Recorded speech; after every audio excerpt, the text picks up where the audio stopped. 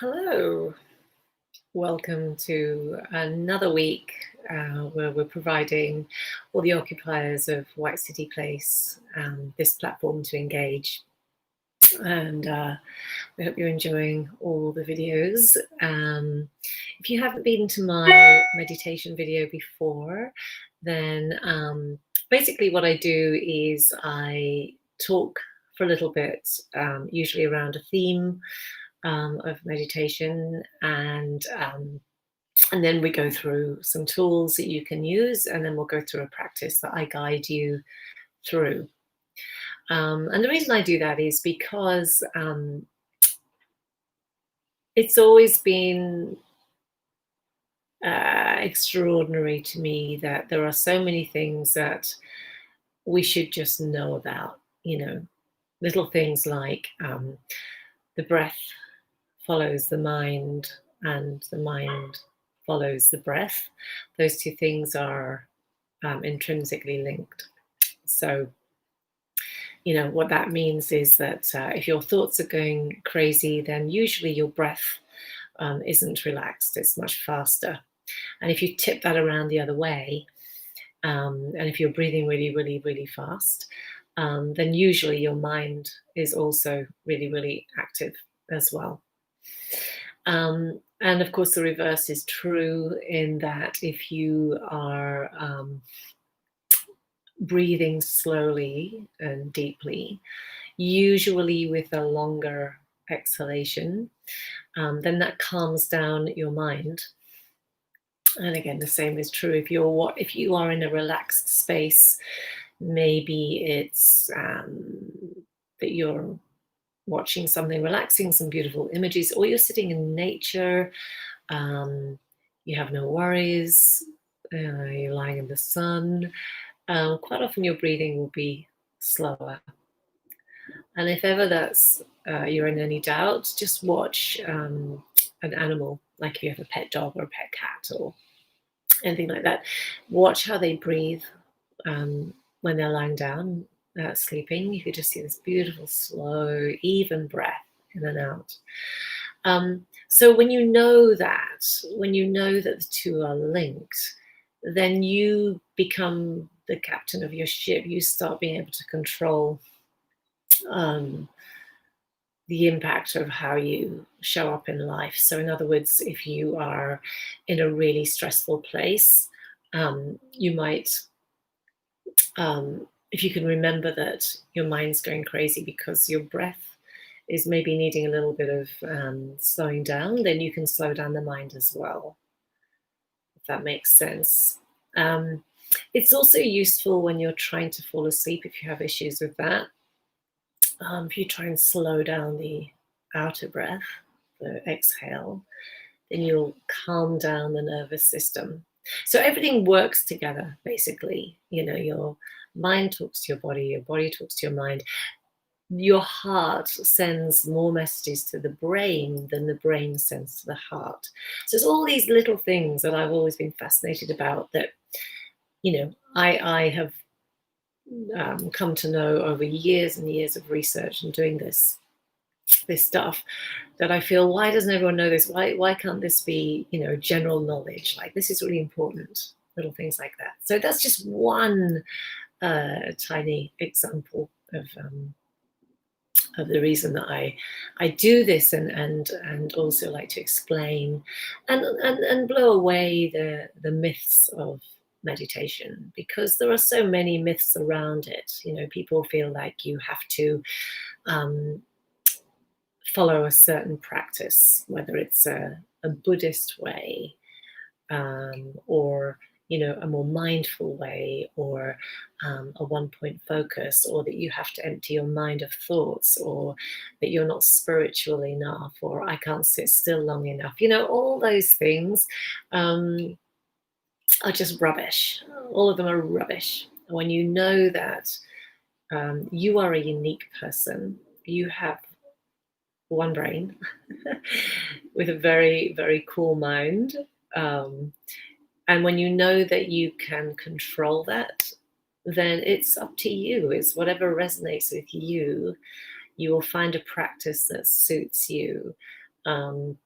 and don't feel like you are never enough, you're not spiritually enough or anything like that to be able to meditate. Everybody can meditate. If you can breathe, you can meditate. And that is one very, very popular type of meditation, following your breath. And we'll be doing a bit of that today. It's a good way to keep your focus. Basically, with meditation, what you're trying to do is keep your focus on something. So usually we make it the breath because of what I explained earlier on. When you can slow down your breath, you can slow down your mind. You're never going to empty your mind of thoughts. Your brain was designed to think. Wonderful, which is a great, great thing. So you don't want to stop that. You're just going to be creating a little bit of space between those thoughts. And the other thing is that you're trying to not get attached to the narrative. So we have different types of thoughts. I'm going to call the ones that pop up about, oh, I didn't put the milk in the fridge, or, oh, I wonder if, I should have bought the thing at the store yesterday, or, oh, what am I doing with my life, or, oh, what am I, I shouldn't have said that thing to somebody, or, oh, maybe I should be looking for something else in my relationship. Let's just call all of those thoughts the domestic thoughts. That's the only word I can kind of think to describe them. They're not important at the moment, all right? They're just those kind of meandering thoughts. But when you get sucked into those thoughts, then you start following this narrative and you start falling down a hole with them. You start tumbling down, and it's really difficult to kind of crawl your way back out of them. And then the other side of the thought is when you might get an insight into something. And quite often that can be a creative insight. Doesn't mean to say that you have to be creative in an art type of way, but it could be creative in a mathematical way. You might think of some way of working out something. An insight, a creative insight, an insight that comes to you when your mind is a little bit freer. It's not caught up in the domestic thoughts. Your mind is just more free. And that is when sometimes you get a good idea about something. And that's not always going to happen. But I just want you to separate those two lines of thought, because they will come up in meditation. The domestic thoughts will be the ones that will pop up most. It's only every now and then you might get one of those lovely insights, but I want you to recognize the difference, because when we get an insight through meditation, that's one of the great reasons for meditating. It's a great idea. So I'll just put a loud thing on outside in the garden. So I'm just going to shut this window. Maybe that'll help. Let's just see. Okay. Yeah, that worked. Okay, so where was I? So yeah, the reason why I talk about these things every week, and really just to, sorry, I'm just trying to get a better space for you. That's better. Is really just to understand that it's accessible to you. All right, so I hope that helps. And the theme I wanted to talk to you about today was this idea of, it actually has a name. It's called habituation. So habituation, it's all in the name really. We create habits. We get into a habit. But this is more of a not smelling the roses idea. So we go through life not noticing a lot of the things that we pass, not really always listening. There is so much that we skim over in our lives. And there is a reason for that. And the reason for that is in our brain circuitry. So when we, had to run away from danger, back in our ancestors' days. We're talking about physical danger from, a bear in the woods, um, something like that. We had to be alert. We had to notice when things were different. So, in other words, you're in the bushes and a wild animal jumps out in front of you. You have to be aware of that. So it was for safety reasons. That's also attached to our fear as well, but I'm not going to go into that. That's another physical aspect of the brain. It's called the amygdala, our emotional response, and how that responds to life, and how we can also try to subjugate that through meditation. But that's another subject which I've covered before in previous meditations on this channel, actually, I think somewhere. But no, this idea of habituation. So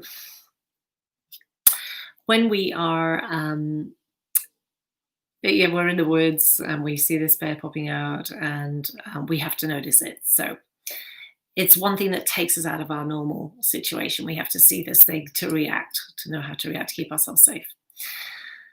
Unfortunately, our brains fortunately have evolved, but they haven't changed the original circuitry. So this is from the lower brain stem. When our brains first evolved, it was from the neck up, quite literally. We have the lower brain where the brain stem is, and then this kind of basic brain to function.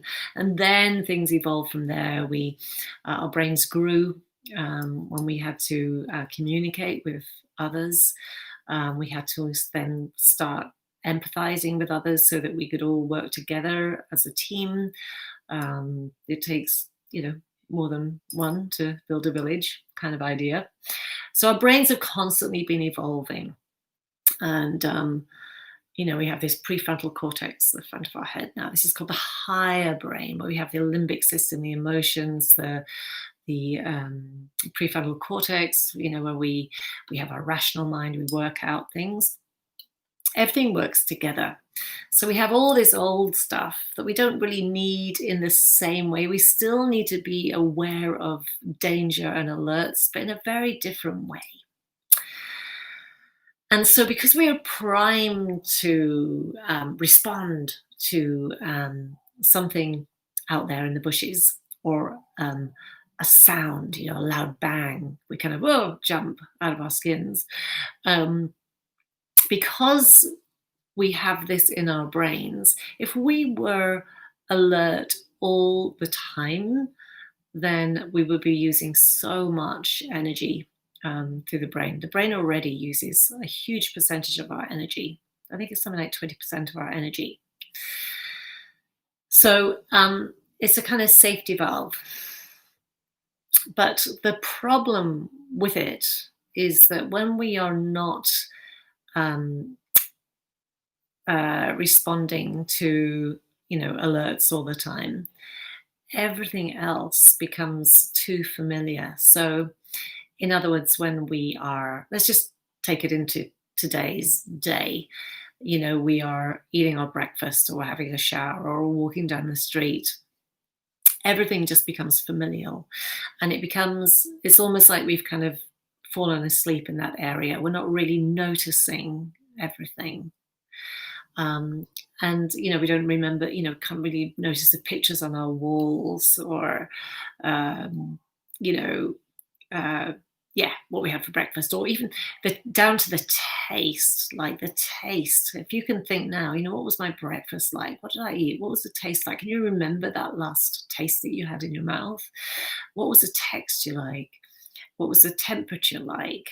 How did it sound when you put your bowl your spoon in the dish, or your fork on the plate, or all of these tiny, tiny things that we don't notice. And you might think, what's important about that? I don't need to go and notice those small inane things.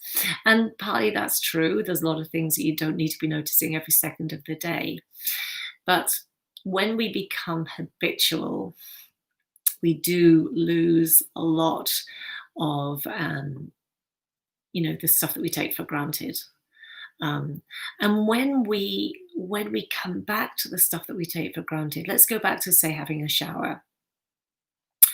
When we go back to the sensual feeling of that, like we're in the shower, we can feel the water on our skin, the temperature, how it feels as it runs down our back, all those little experiences that we would probably just zip through, put on our clothes without thinking about it, and go out and do our day.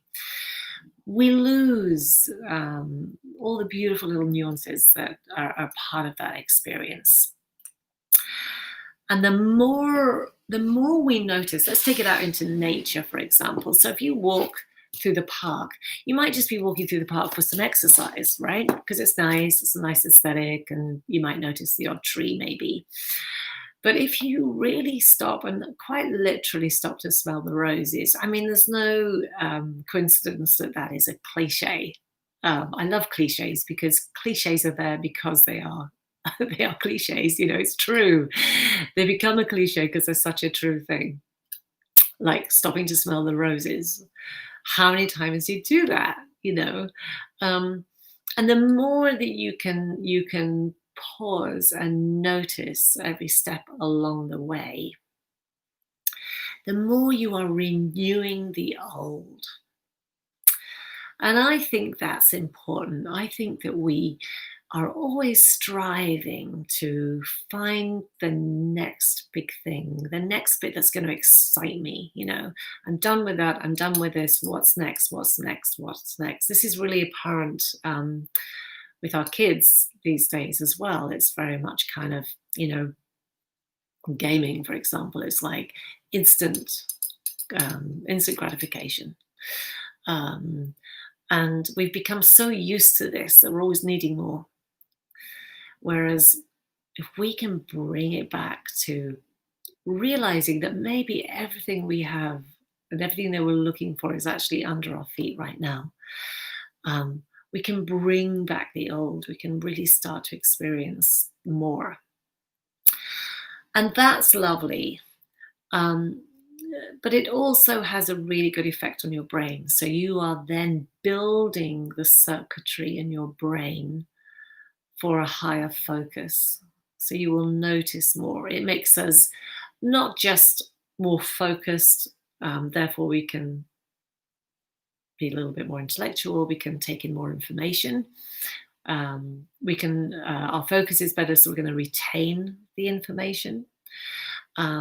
Which makes us a little bit more interesting. But on a deeper level, it actually makes us more empathetic, because then we notice how people in our surroundings are. And that makes us at work better leaders, because we're noticing. And it just makes us better in our relationships. We're more attentive, we're listening more, instead of just waiting for the next thing to excite us. So I hope that resonates a little bit with you. So as I generally do, if I talk about a theme, I like to bring the meditation around the theme. So I'm going to make it around habituation today. And I did this a few weeks ago, or maybe even a couple of weeks ago, the art of noticing. It's something that I made up the name, but then I discovered it was a thing. And that is where you go through your park. I say a park, it could be anywhere, it could be walking down the street, but I'll just say a park for the natural aesthetic. Your garden could be another place if you have one. But where you're noticing everything and you're kind of saying it in your mind. It's kind of like a moving meditation. You're passing a yellow flower, as you say, yellow flower, then a green leaf, then a tall tree, then a bush, then a squirrel passes you, then you see a robin, then you see a branch of a tree. It goes on like that, but you only have to do it for a few minutes each time, and then reflect on what you saw. You're building this circuitry in your mind. All right, so let us begin. I'm going to bring all of what I just talked about into our meditation. So closing your eyes And just get really nice and heavy. So I want you to really feel yourself sinking. It doesn't matter how you sit as long as you're comfortable. So don't feel like you're cheating if you're not sitting cross-legged. That really doesn't matter. That just comes from the old yogis who wanted to perform the yoga postures before they sat down cross-legged, because then they could sit there a lot longer. And you'll find now, if you go to India, a lot of people sit cross-legged on the street. It's just what they've been doing for a very long time. In the West, we haven't. So don't worry if you want to sit in a chair. This is your mind that we're working on. So it doesn't matter what your body's doing. The only thing I will say is if you just don't get too slumpy in your don't lie back too far, because you don't want to be falling asleep. If you do fall asleep, you needed it, so that's okay. If you want to try and give the meditation a go, just make sure you're sitting up a little bit straighter than normal, maybe on a chair. If you're on the sofa, you might just sort of have a cushion at your back, or on the floor, you might be up against a bed or a sofa. It's all good. All right, so while you've been sitting here, what have you been noticing? In fact, while I was talking, what did you notice? Were you aware of the sounds in your space? Let's just focus on that to start. So bring your attention to anything you can hear. And it might be far away, i.e. outside your home, might be on the street.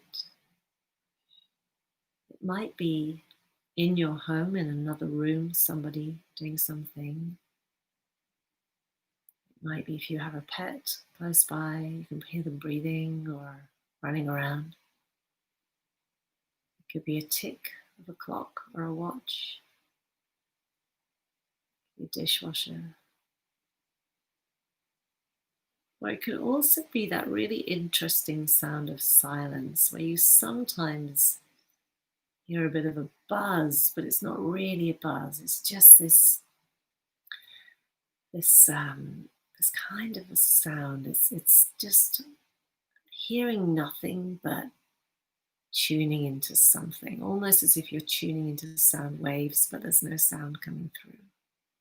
It's a very light buzz, maybe.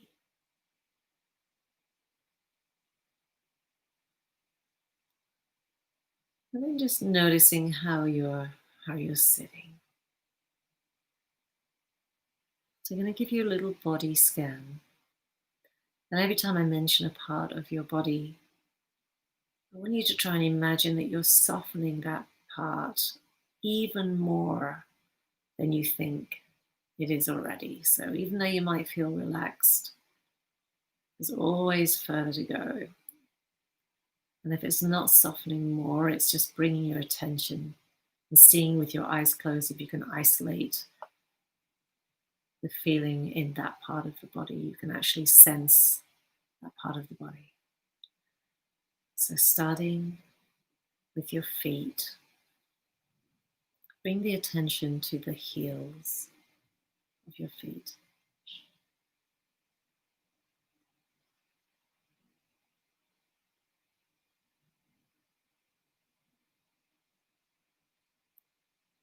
And now bring the attention to the arches of your feet.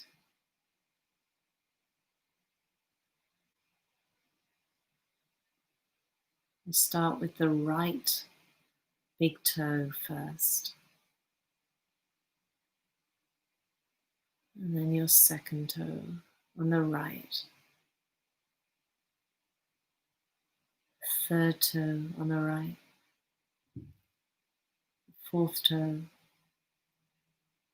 And the little toe on the right.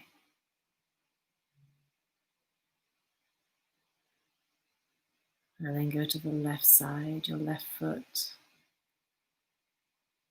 the left big toe. Just see if you can sense it. second toe, third,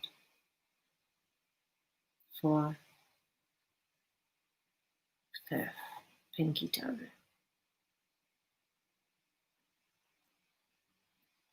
And now coming to the ankles on both feet, softening there. Now your calves on both legs, the muscles in your calves.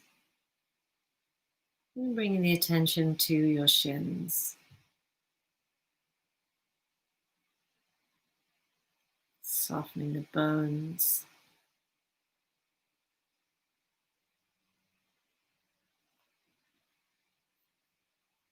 And to your knees, your little muscles below the knee, above the knee and behind the kneecap. There's a lot of muscles there. Just bringing your attention to your knees and softening around your knees.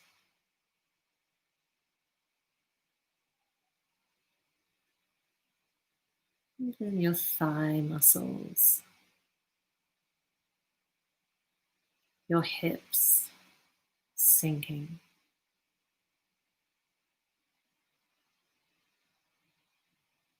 Your shoulder blades, your shoulders softening away from the ears, just dropping down a bit, just feeling gravity pulling them down. Your elbows, your wrists, starting with the right hand, the thumb. Just see if you can sense where the right thumb is without moving it necessarily, just feeling it. And your index finger on the right, middle finger, the fourth finger, your pinky, the palm of your hand,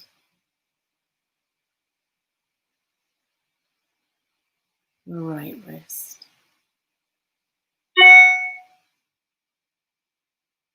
Then your left hand, your left thumb, the index finger. See if you can sense it. You might even get a little bit of tingling around your hands as you sense them. Your middle finger, the fourth finger, your pinky, the palm of your hand, the left wrist. Just taking the attention to both of your hands for a moment without moving them.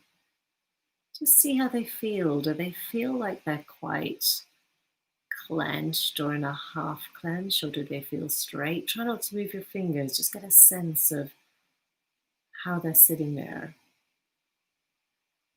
Doesn't matter. You're just being aware. And then take your attention to the bottom of your spine, your sacrum, just where the spine starts.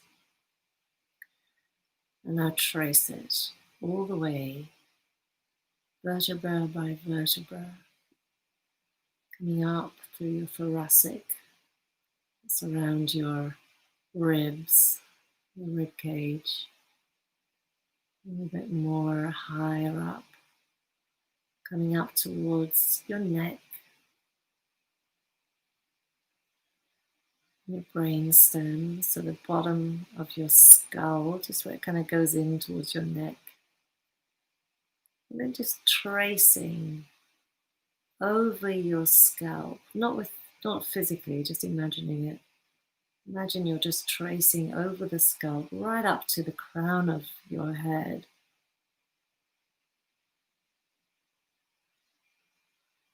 And just while we're at the crown of your head, I want you to imagine that there's a rope coming from the crown of your head, and you're just pulling that up slightly so the neck lengthens. Just feel like sort of just pulling that rope a little bit. So being nice and tall for the spine. And then let go of the rope. So there's no tension, but you're just feeling a little bit longer in the spine and the neck. And then tracing down to your forehead, and relaxing the brow, relaxing the muscles between your eyebrows. Then onto your eyelids, softening there. And then your eyes, just allowing them to sink into the sockets. You might feel like they're kind of dropping. It might even mean that you start looking down with your eyes closed. That feeling of letting go. Your ears soft. Your jawline, letting go of your jaw. Letting your throat be heavy. Your tongue relaxed. The back of your tongue as it connects with your throat. Soft. Allowing your tongue just to rest on the lower palate. Just breathing through the nose, if possible. If you're bunged up, don't worry, just breathe through the mouth. But if possible, just choose the nose to breathe through.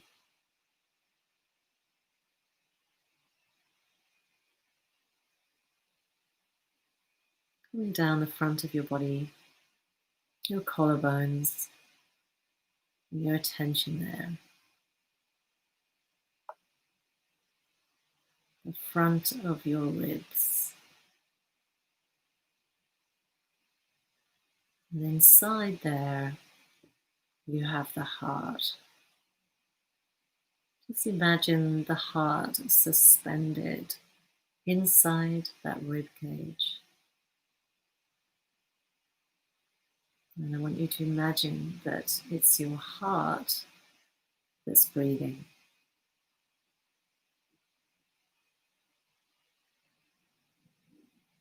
It's taking your attention there.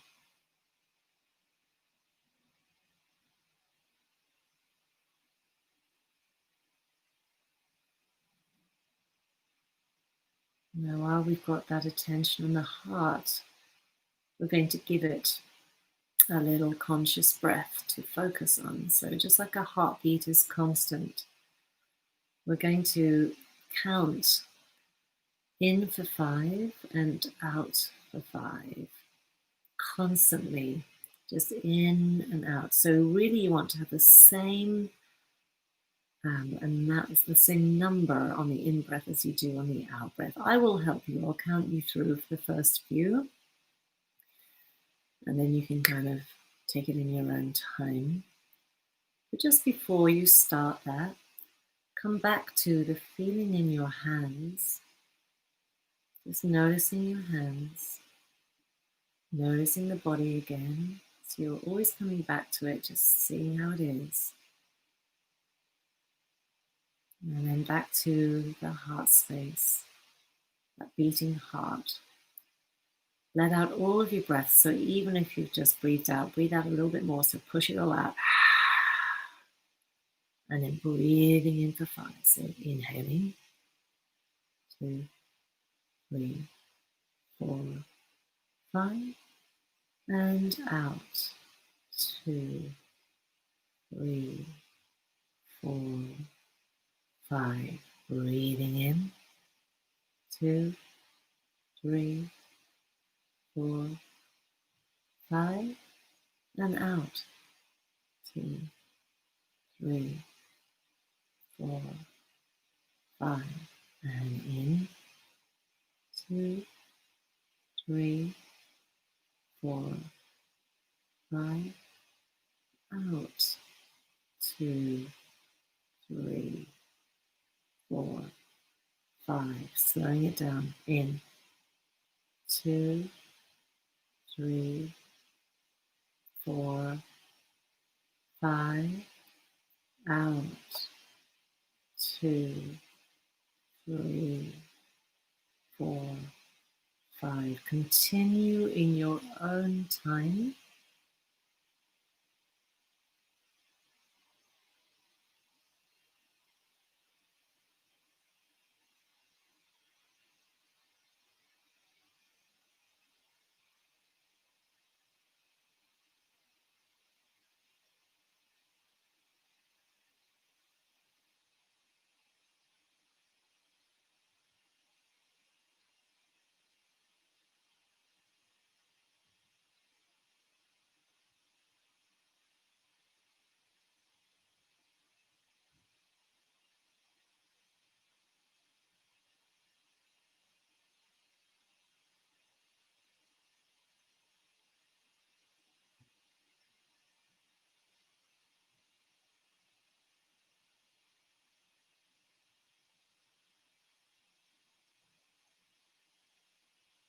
Just keeping it going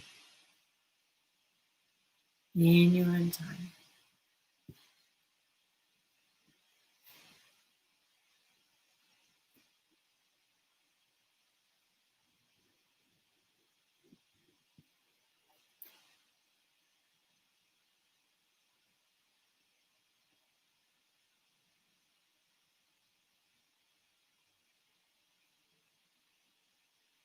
Imagine that's still the heart that's doing that breathing.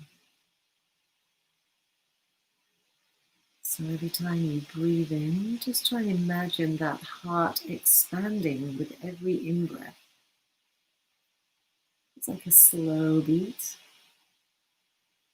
And as you breathe out, the heart just kind of retracts again.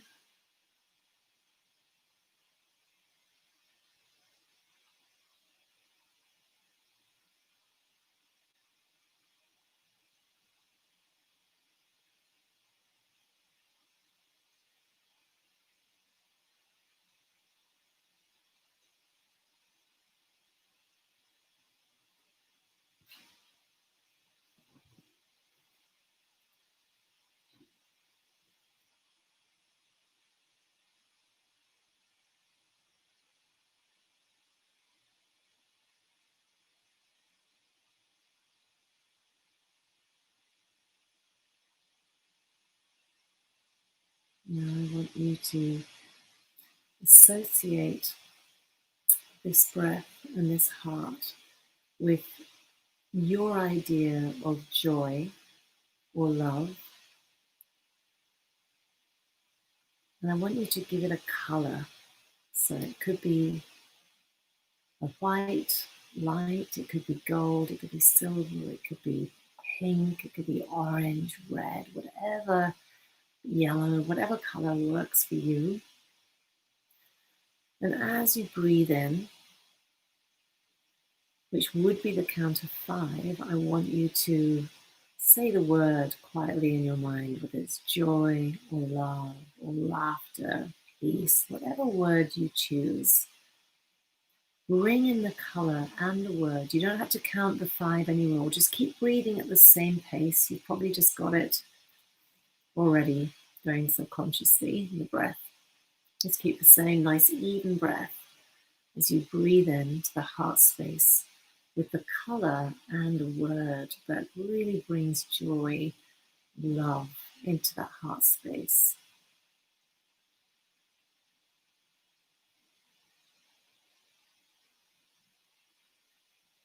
Even if you can't think of anything, just choose one of those words and a color and just repeating the word as you breathe in and as you breathe out.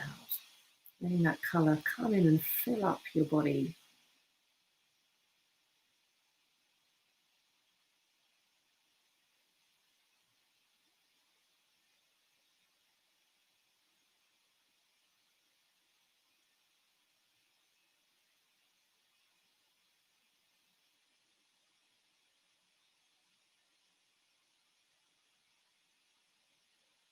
And while you're doing that, take your attention to the back of your eyelids and see if you can fill the back of your eyelids with that color and that word. So you're feeling it in the heart. With every in-breath, you're bringing it into your body. With every out-breath, it stays in your body, but you're just surrendering, you're softening into it.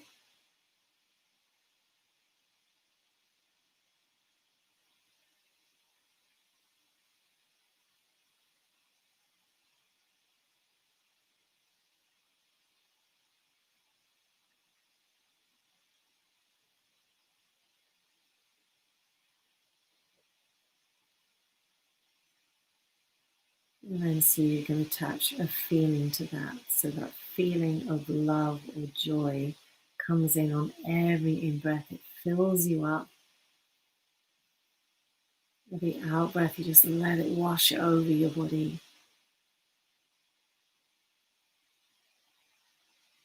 In, you're filling yourself up with that love, that joy, that peace. And letting it wash over your body on the out-breath.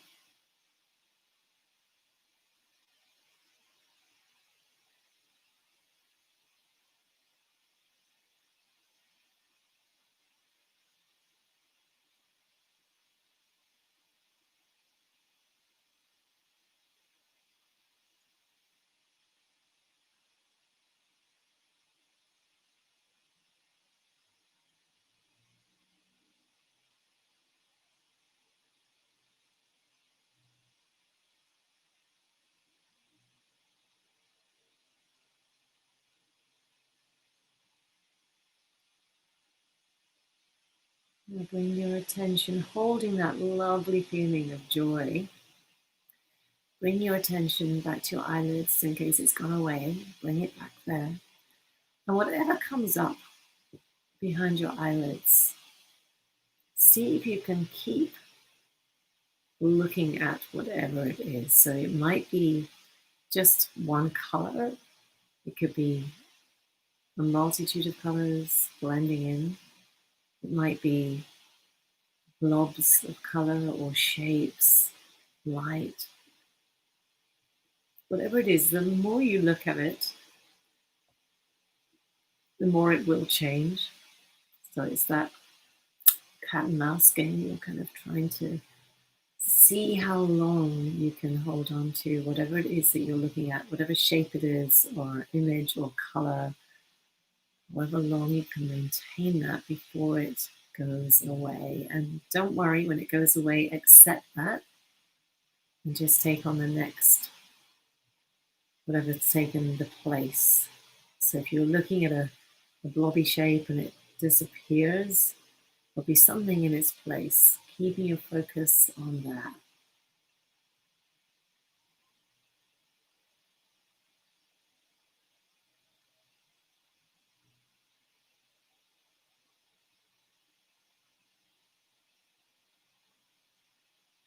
Notice how the rest of your body is feeling while you're keeping that focus. Point of focus.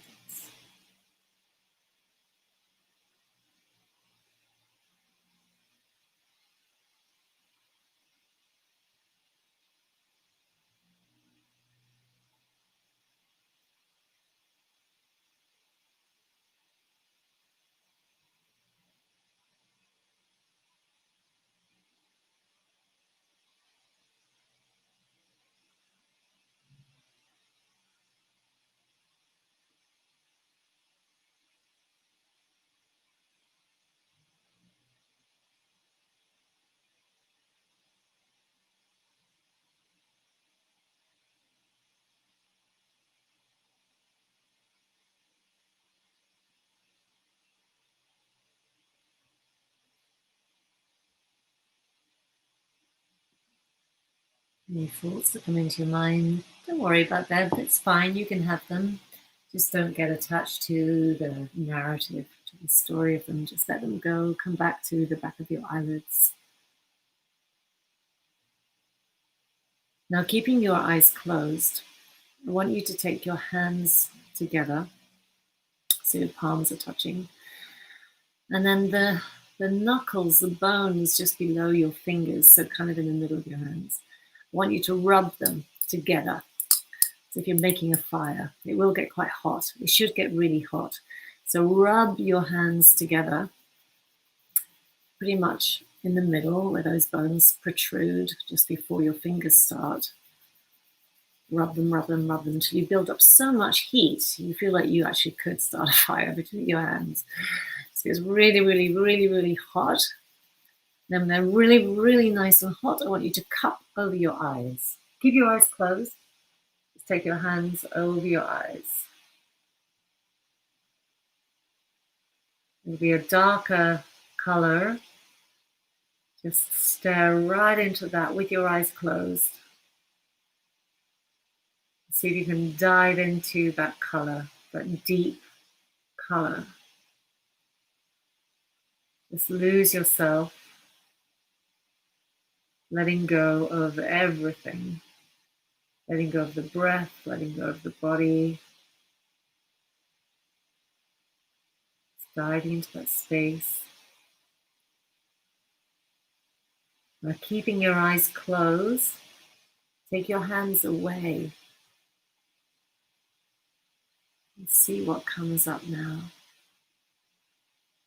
It'll be a lighter light.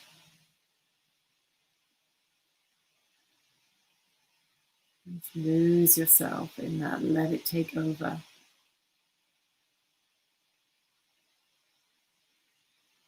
Let it fill your body. Notice it. Be in it.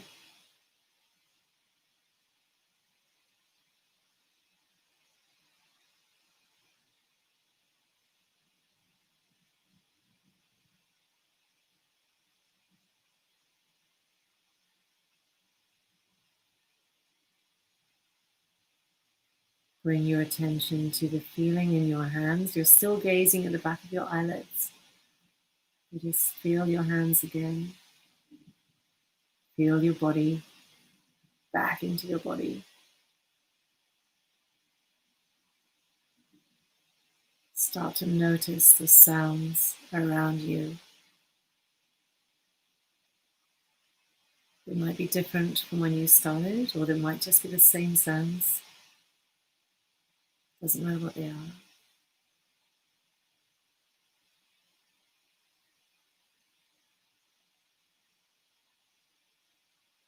Really sensing your body. Wherever any sensations come up, just noticing them.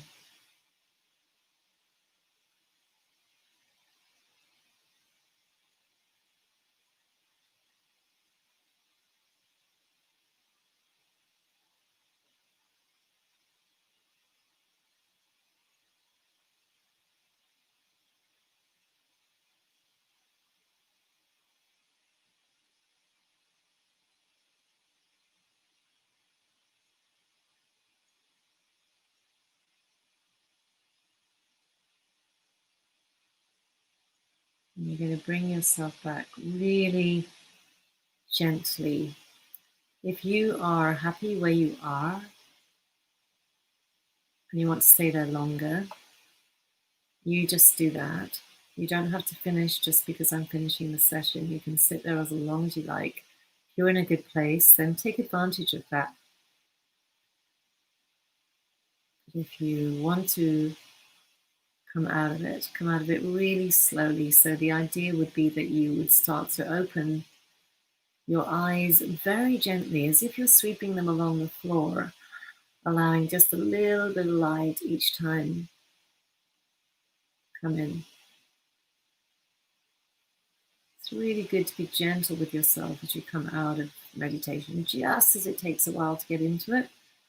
It's a little while to come out, so allow yourself the time to come back into the world again. I'm going to leave you here because I want you to continue meditating if you feel good. So I don't want to talk over you now. But thank you for being here, and I will see you next week. Take it easy.